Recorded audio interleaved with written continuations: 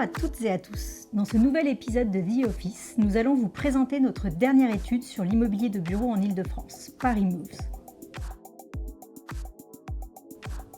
L'accélération de l'hybridation du travail a mis en lumière la réalité de la sous-occupation des bureaux, ce qui a placé la question de l'intensification des espaces au cœur des préoccupations des entreprises.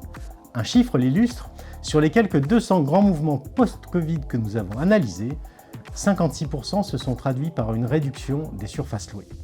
Avant Covid, cette proportion ne dépassait pas 37%.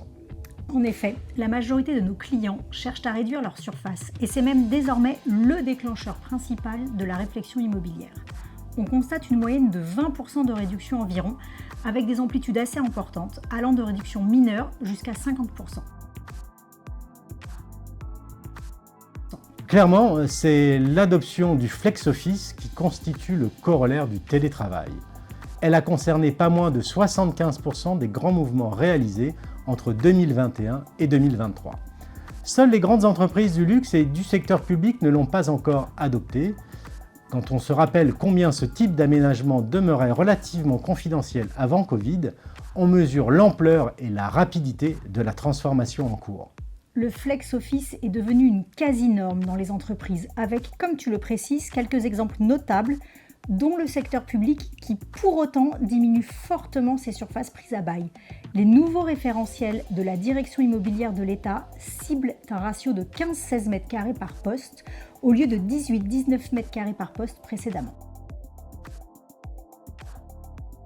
L'appétit pour la centralité en lien avec les préoccupations RH et ESG croissantes des entreprises s'est trouvé fortement renforcé par l'hybridation du travail. Sur les 3 dernières années, 58% des grandes entreprises ont choisi de déménager pour une localisation offrant un environnement urbain et serviciel plus qualitatif, notamment en termes de transport en commun. Dans les cahiers des charges de recherche, l'accessibilité reste le point central. Cela ne signifie pas forcément un site dans Paris et concerne tout autant les localisations en périphérie, mais l'offre de transport doit impérativement répondre aux besoins des collaborateurs. Les études temps de transport restent un des éléments déterminants du choix d'une localisation, ce qui n'a pas été modifié par l'augmentation du télétravail. Retrouvez l'intégralité de notre étude sur notre site Cushman & Wakefield. À bientôt pour un nouveau numéro de The Office.